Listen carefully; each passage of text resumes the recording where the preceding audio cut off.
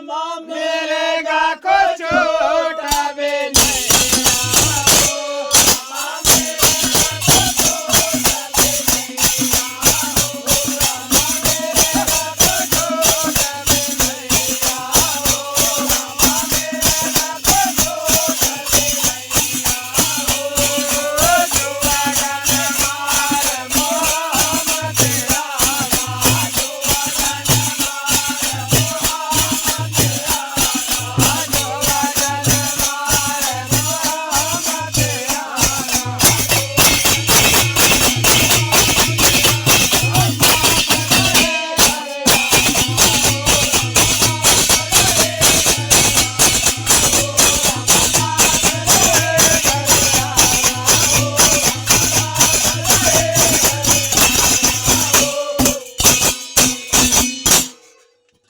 धनुष बाण ले चले पारदी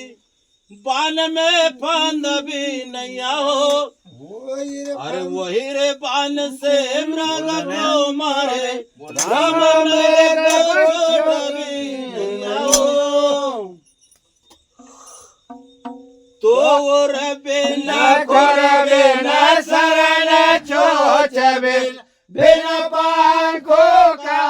होना हो